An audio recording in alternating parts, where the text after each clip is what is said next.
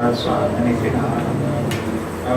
सारस्वते देवे गौरवाणी प्रचारिणे निर्विशेषाय शून्यवादी पाश्चात्यदेशधारिणे जय श्री कृष्ण चैतन्य प्रभो नित्यानंद श्री अद्वैत गदाधर श्रीवासदि गौरभक्तवृंद हरे Krishna Krishna Krishna Hare Hare Hare Ram Ram Ram Hare Hare. So now Krishna has in the previous verse told Arjuna that whatever great people do, common man follows. So indirectly hinting him, please behave responsibly. Because Arjuna is not an ordinary personality. Arjuna is a celebrated Kshatriya. And then if he behaves responsibly, it gives a good example to the whole society. People say, oh, we should all like that. Okay? But then, to further emphasize the point now, in this shloka Krishna says, Krishna always, it's not that Krishna is proud, he's telling the fact. Sometimes people say he's so proud. He's telling the fact. So he's saying that there is no work for me to do in this world. And neither there is something to gain. Right? Why do we work? Why do people go to office? They get some salary. Why you go to school? Because you get some marks. If the teacher says, I'll take class, but it is not coming in exam and no attendance, nobody will go. The teacher says no attendance, that itself nobody will go. Sometimes some schools or colleges, the teacher doesn't take attendance. Particularly in college, they don't attend on the college. And then if the teacher says, what I'm teaching on top of it, that will also not come in exam, then it's over. Now Krishna is saying, we are all working because some result we get. Kingfisher Airline, they didn't give salary for 2-3 months, they did strike. Anyway, without money, nobody is working. Money they want, then they will work. Marks they want, then they will go to school. Otherwise, nobody is going. But then why Krishna is acting? Because he has nothing to gain from this world. Nothing to gain. Therefore, Prabhupada has quoted another verse from the Vedic literatures. Natasya karyam karanam cha vidyate. He has nothing to do. Nata sama avitikashyate shri. There is nobody equal to him, nobody greater than him. Parashakti videshu. His multifarious energies automatically do. Therefore Krishna is called Satya Sankalpa. Whatever he wishes, his energies are immediately doing. Just like suppose we have a lot of servants. Okay? So you just wish something, automatically it happens. You don't have to do it. Similarly, Krishna is Ekala Ishvara Krishna, Arasa Bhritya. Everybody is Krishna's servant. So Krishna just wishes. His wish itself, anything can happen. He doesn't need anybody's help. Krishna wanted Brahma to be born as Narayana. He did not even take help of his wife Lakshmi. Naturally, he could give birth on his own. It's completely swarat. It's fully independent. But still Krishna is acting. So Krishna is therefore giving an example to Arjuna. Arjuna, try to understand this. That I am giving you an inspiration. I have no reason to do anything in this world. Therefore, we have to understand Krishna's pastimes properly. And sometimes people misunderstand.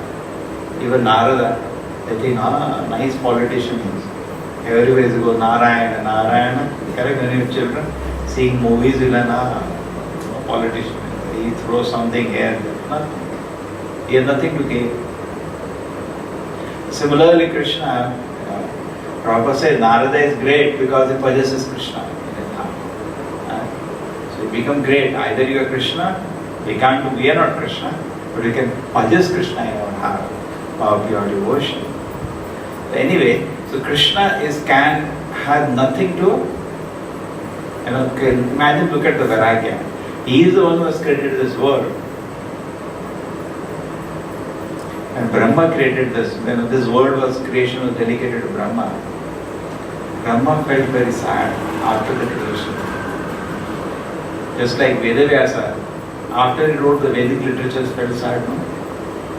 You know why Vedavyasa felt sad? What is the reason? Because there was no satisfaction. because he had not glorified Krishna. The Vedavyasa is the one who wrote all the Vedic literatures, the 4 Vedas, the 100 Upanishads within that, the Vedanta Sutra, the Mahabharata, and the Puranas. Alone, he has done all the work. Lakhs and maybe composition of few million shlokas. Done. You can say at least 1 million shloka were composed by him. Even Vedas were originally 1 lakh shloka. We have lost most of it. Most of the many books are gone actually. So then, the point came here that after writing all that, he was not happy because he didn't, and his guru came, Narada, and scolded him. What happened? Why are you so sad? So, my dear spiritual master, you know everything.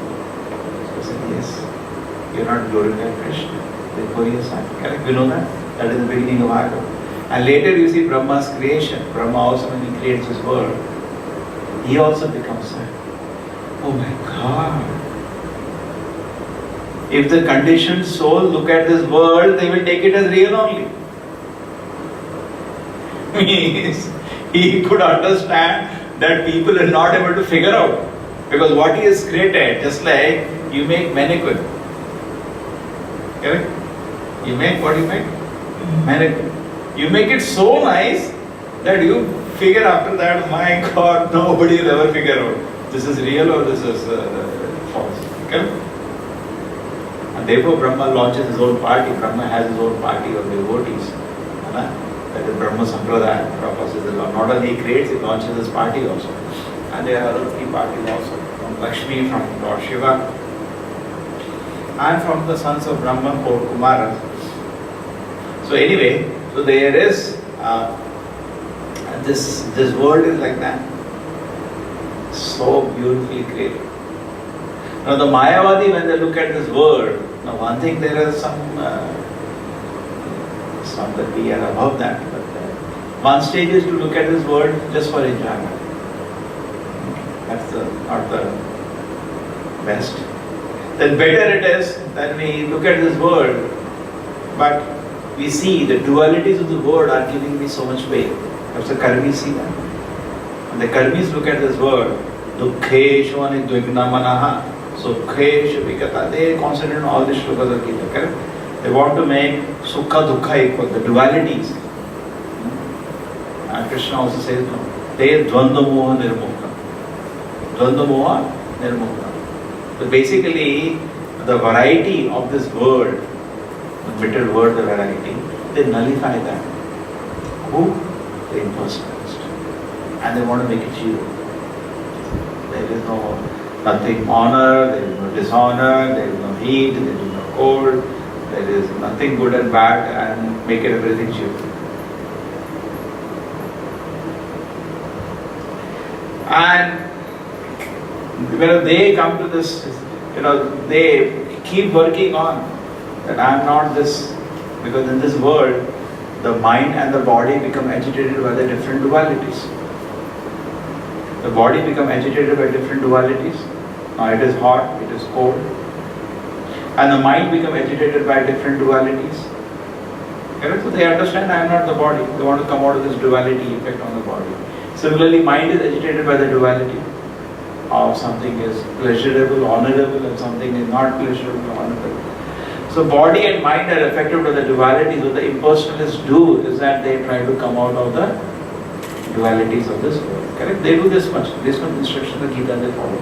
They don't follow that part of God. This much they follow. But when they come to know that again, when you come to Bhagavad Gita, if you go deeper, now Krishna is speaking something more. He's saying there is a duality between me and you. He came giving up all the variety. Therefore, they are very averse to variety in spirit. Trying to understand why they are so much averse to variety in spirit. Because the very process of the self-realization was to destroy that variety. And when they come to their spiritual realm, you say again variety. Again variety. They just hate the variety. You give a Mayavadi, impersonalist a plate. Give him sweet, we give him sabji, we give him dal, we give him puri, we give him everything. They mix and make it one. That's how they eat. They mix and variety. They are scared.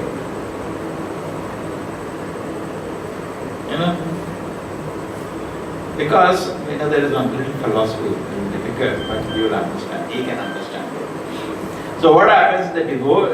So there is one class of people, they look at this world as a place of enjoyment. There is one class of people who look at this world and they want to cancel the variety of this world. Okay? Now we are feeling hot, therefore we are happy. So therefore they see happiness and suffering in this world is there because of this varieties of this world. You forget, delete all this variety. Then you peaceful. God is the Lord. They somehow they manage it. And they try to approach spirit in life. At least there's something they're doing. But a devotee, what he does is that he wants to understand. See, a scientist wants to understand matter because he wants to control it. Understand? He wants to control it. Why they are studying so many laws? Newton's law, Einstein's law. Why we are studying? Because we want to control matter and enjoy it. And then we have level of impersonalists. And they want moksha, they want mukti. Their whole focus is dharma, artha, kama, moksha. Moksha. They're focused on moksha. So they whatever they want to understand to come out of the suffering of this world. They want to come to a stage of zero. They have no positive program. Prabhupada says impersonalism means they want to come to zero. So they come out of the duality and everything. Basic their idea of people to study matter is how to come out of the suffering from matter. That's all. In one way, they do it in one way. Scientists also in one way they try. Basically to control matter, including this they try. But they try in another way to come out of the dualities of this world. They, just like scientists, now they will say, let us make a very nice cushion so that we can sit very nicely. But impersonalists don't do that. Therefore impersonalists, they walk on the roads. Impersonalists, they live naked. Their philosophy is like that. What is making cushion? क्या फर्क पड़ता है? Cushion हो नहीं हो? They will be focused on that. Now devotee, when he looks at matter, he wants to understand it because he wants to understand Krishna. Because matter is, before it is said, the devotee should not give up his intelligence. Yeah, it is said or not? Devotee doesn't give up his intelligence. It's like Prabhupada used to go somewhere, it was in a garden, or it is fruit or flower. Devotee is not giving up his, with full intelligence. The impersonalists, they say that we are jnanis, they call themselves jnanis, but actually devotee is the greatest jnani. Because he wants to understand matter to understand Krishna. Because matter is creation of Krishna. It's like in Bhagavad Gita, Krishna says, among the mountains I am Everest. Correct? Among the animals I am this. This is all matter. Krishna is talking on matter. Mountain is a matter in that sense. Correct? True? He tells full description he gives. So basically, whatever he is talking in this place, he is not talking about the spiritual characteristic of the soul. A great warrior, that is also ability, that is also material. Why did he speak about? There is a full discussion in a chapter. Devotee tries to understand that. Mayavadi can't understand also why Krishna is speaking. Correct? What Mayavadi will understand and impersonally can't figure out why Krishna is talking all those things. I am mountain, I am this. Why? Why Krishna is speaking all this? Because what happens in seeing, a devotee is seeing the glory of Krishna and glory of Krishna's touch. Because behind matter is spirit, which is not easy to see. The scientists are seeing only matter. It's not easy to see. Prabhupada says, very interestingly, he says, just like we dig in the earth for gold, suppose you come to Mangalore, gold is there, you will see everywhere people are digging on it. Sometimes it happens, some places. Kolar, gold field, now nothing is there, finished. KGF you have heard? Now gold is not there, finished. But previously in America, some places, some lakes, in South America, some lakes, somewhere they see some gold pieces. Everybody brings one chalni from home and they are in the water or in the sand, wherever they know some gold is there, everybody will be doing. Even they get one ring or this much, they will not get a ring. One piece they get this much. Even sometimes gold mines are there and the mining people go away. After that people go, because you can't, so many pieces will be lying here and they will be doing churning. And one piece they get, it is 1 lakh rupees. Correct? It is so expensive, the gold is very expensive. The same way, so much effort we do to look for gold within sand. Prabhupada says, same way, we have to look for soul within matter. It is hidden. It is not visible. Just like you look at our own body, we only see matter. But no, there is soul, touch of soul, which is not visible to us today. And even the scientists are trying to study matter are stuck with their idea. Removing consciousness and God, they are stuck actually. Completely stuck. There are so many theories like quantum theory. It is stuck. They just can't explain. They can make formula and give you the solution, but they don't know why it is functioning the way it is functioning. They don't know why it is functioning the way. They say in 100 years we are not able to understand this. So, and they know this understanding of quantum much more better than classical physics and all we knew. That's just studying some primary property. It's elementary. This is a real study. And they know matter is not what it appears to be. They're very confused actually. So anyway, what we want to say, that's a separate issue. If Krishna wishes, some devotees may be able to convince them. But for our own self, when we study Bhagavad Gita, when we study Bhagavatam, don't neglect the study of matter. Just like in Bhagavatam, there is a description of the universe. Okay?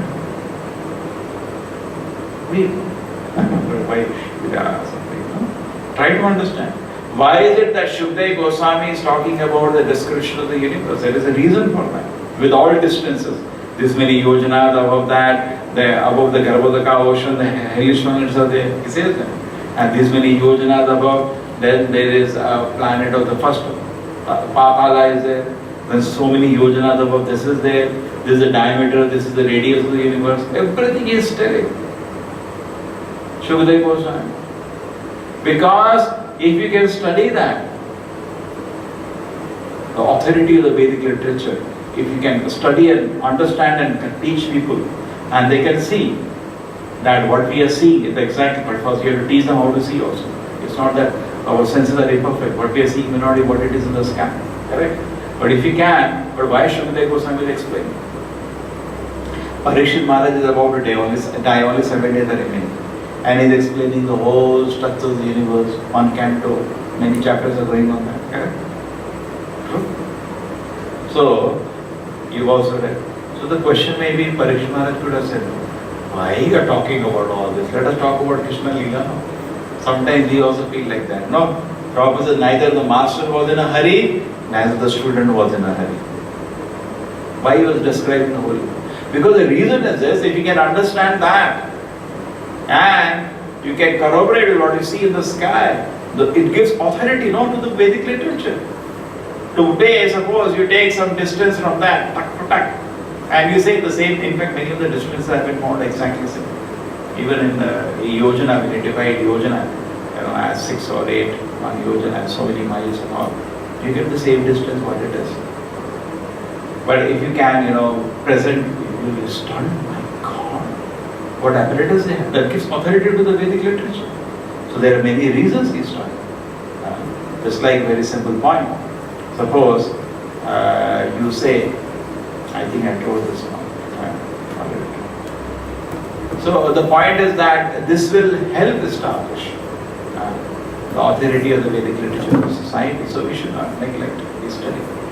Whatever Prabhupada has given, as much he has given, we try to study. Prabhupada says, don't try to understand Krishna too much. As much he has given. So similarly, what is given, at least at Prabhupada and the Acharyas, we should try to understand. Prabhupada says Krishna is so great, we can't understand it. Correct? We cannot understand it. See, Bhagavad Gita, Krishna speaking about himself. Suppose we'll tell somebody, tell about yourself. We are all, shy. We'll tell little. I am in 10th class, I am in 12th class, I go to this school, and this is what I want to do in my life. That's it. 4 or 5 lines. So similarly, when Arjuna is asking Krishna to tell about himself, Krishna is telling some few shlokas, not much. But in Bhagavatam, it is not Krishna telling about himself. Just like, suppose, we tell you, please tell about yourself. You will tell in 2 minutes. In a class, teacher will ask some time, introduce yourself. When the college starts, school starts. They tell you. But suppose your any family member is there, mother is there, father is there, or brother is there, they will talk for hours. Oh, he's like this, he's like this. Can we, but ourselves we tell little only. True? The Bhagavad Gita, you understand this point. Why did Krishna not tell more to Arjuna? There are many reasons. I think what is about to happen. With Krishna, okay, this is everything, there is nothing for me to do in this world actually. Tell something. But in Bhagavatam, it is not Krishna telling about himself, it is the devotees telling about Krishna. Therefore, each devotee, some of the devotee chapters are going on, they are glorifying Krishna. Therefore, the book is so big. In one way, try to understand. Therefore, it is so big. So many devotees with pleasure they glorify Krishna. So, this is an opportunity and different characteristics of Krishna coming out. So, meditation on Krishna is exact. Prabhupada says, don't imagine and meditate on God. Many people imagine God is like this, they sit and imagine.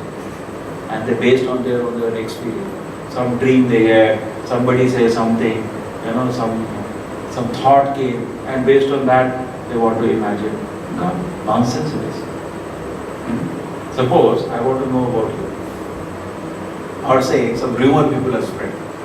What you will do? You will go to the place. This is the way I am. Why you are spreading rumor? Correct? The same way, Krishna is personally coming. Here it is. And suppose you want to know somebody, either you have to know from that person or from his relative or friend. Correct? So if you want to know about Krishna, we have to know Krishna from Bhagavad Gita or about him from Bhagavatam. We cannot imagine. True? You cannot just sit and somebody will see on the street. You don't know that person. What do? You go and ask him, who are you? Or we ask some friend or relative, who is he? What does it do? If you want to know about it. So similarly, if you want to know about Krishna, either we have to hear what he is telling in Gita or read about him in Bhagavata. How many people are following that? Nobody is following that. Anybody is following that? You ask anybody, you know Krishna? Yeah, he is like that. Krishna means black, maybe he was from Africa, something like that. People say like that. No limit. But where are you getting all these ideas? Has Krishna told like that? I am from Africa. Or any devotee told about Krishna like that? Correct? You have to know about Krishna, you have either know what he is telling or what devotees are telling. So we can't imagine. So here, what is happening that the Prabhupada says, from the mouth of Krishna we are hearing about him. Such a great opportunity we are getting. Right? So Krishna is himself saying, there is nothing but me. That's why they said, in the bird tree there are two birds. One bird is trying to enjoy the fruits of the tree, other bird is just watching. That is Krishna's position. He has no attraction for the fruits of the material world. So many objects of the world which may be thinking so much enchanting, Krishna has no attraction. If you can meditate on this point, keep meditating on this point, that Krishna has nothing, or today has been said, there is nothing for him to look on this world or to enjoy in this world. You will get the same quality. You will get the same quality. Keep meditating on this fact. Krishna is also watching this world. Actually, we cannot watch this world unless Krishna watches. First Krishna sees, then we see. We don't know what is happening. How I am seeing some. I am not seeing anything. I am not seeing the camera now. I am seeing some light patch which comes on my retina. I am not seeing the camera. If the light is not there, I can't see the camera also. True? What I am seeing is the light patch which comes on my retina. I am not seeing that also. Some brain, some good is going. And that also I don't know. All I know, I got an experience that a camera is a positive. That's all. True or not? Some study of matter. All I know that I got an experience there is a. So this also Bhagavatam explains is not happened directly. First Krishna experiences and then he gives the experience to the soul. We are so dependent upon Krishna. It's not easy. So therefore, if you want to study matter also, it is through Krishna. If you want to touch matter, the experience comes through Krishna, not directly. Because I touched it. And then again, same thing, like patch, some experience went into my system. And I know I experienced touching a piece of paper. That's all. Therefore, the yogis and all, they start playing with the whole this thing. They can go through walls, they can do all the gymnastics they can do. Because they know what is happening is, at a subtle level, so many dynamics are happening. And they can jump through that. So anyway, so Krishna is telling about himself, what he is telling you today. Let us keep meditating. There is no work prescribed for me within the 3 prior decisions. Krishna is not supposed to do something. There was a person who came to India. He was searching for God. Europe, he came to India. Then he went to one temple. He saw one, some Devi holding some khadga. You have seen that? And then another temple, some Shiva holding Trishul. So everywhere he saw a temple, everybody is holding something. Then he went to Krishna temple. He's only holding a flute to play. So he said, he is God. Because God means he should not have anything to do. You got it now? Suppose you go to the boss in a company. Everybody is busy making report. But you say the same company, one person is sitting relaxed. Hey, he is the boss. He has nothing to do. Correct? Boss means he has nothing to do. You understood? He is not bound to do anything. That's what happens also. Big these companies are there. The owner will be sitting in some guest house somewhere relaxing, and he will call the CEO of the company. What is happening? He will come running with the report. Yeah, we got this. And he is sitting on some by the waterfall. How much profit you got? I got this much profit. Okay, I'll give you increment 10%. Thanks. That's all happens actually. But the boss, what he is doing? He is enjoying. Similarly, immediately he concluded, Krishna is God. Because he's only holding a flute. He's not holding khadga, he's not holding hammer. Everybody is holding something. His hands are free. Only one flute is there and he's dancing with another hand. He understood. This is God. So therefore Krishna is saying here, there is a work prescribed for me in this world. Nothing prescribed for me. He is not bound to do anything. And anyway, I am not in want of anything. That's the reason. Suppose somebody wants something, therefore you want anybody in the road running. Something they want, no. Therefore they are going. You ask anybody, he is driving somewhere, stop the car. Why you are driving? You know, simply I'm driving. No, I want something. I want to buy bread, I want to buy milk, I want to meet my things. Some want. Krishna has nothing to want. Why is he traveling? Why is he doing activities? So that requires deep. It's not so easy. It's very deep philosophy. It takes time to understand then why Krishna is acting. Why Krishna is acting? Why is he coming to this world and acting? Actually, Krishna comes to this world. Therefore, Queen Kunti also analyzes in Bhagavatam. Some people say Krishna came to this world because somebody prayed for him to come. Brahma prayed for him. Kechit ahu agam jasam. That goes on. You came to glorify the Yadu dynasty. And then what are other reasons? You came to kill all these demons. But she says actually, you came just to have some pleasure. Mother Yashoda. You give some pleasure to Mother Yashoda. That's all you give. You didn't come for all this. So Krishna, the very reason of Krishna's activities is pleasure of the devotees. And devotees, the very reason of their existence is to be, as we were discussing in the last class, devotees are existing to be used by Krishna. So, today what is happening, we are used by Maya. I was giving that example. A watch is you are holding in a hand. Unless you use the watch has no value. Watch is just a piece. Correct? True? Unless you use it, it has no value. It is waste. If you don't look at the time, it is waste. Some people look at the watch also and they don't look at the time. They say, red dials are there. What is the use of looking at red dial? What is the time? So similarly, we have to pray to Krishna. Please accept me in your service. I am useless. Can you please accept me and give me some engagement. But Maya is, instead of being engaged by Krishna, instead of being used by Krishna, we are happily used by Maya. Maya drags here and there and happily used. So Krishna is saying, Krishna is never touched by Maya. So he says, there is no need to do anything. There is nothing for me to do. I don't want anything in this world. Why Krishna? This is a duplicate world. Just like, So Brahma, when he created this world, he got stunned himself. My God, this world is so beautiful that they will never figure out. This is an imitation. They'll never figure out. That's why all of us are like that. All of us. And look at the beauty of this world. Actually, it is Brahma himself understood. These people will never figure out. Even Brahma sometimes got enchanted. He ran after his own daughter. It happened. That's the big story. So the point is, this world is, when he created, it is very bewildering. So we have to understand very deeply. So the point is, suppose there is a rope and you see for a snake. What is the meaning? Night rope is lying. A lot of snakes are there. Mangalore, you have seen snakes. Children's play also. They are so common snakes. They just play, make them run away. So there are snakes, But suppose in the night you are walking now it's night, you are going home. You may feel there is a snake, but there may be, you go near, it's just a rope. Possible? Quite possible. But does it means the rope exists?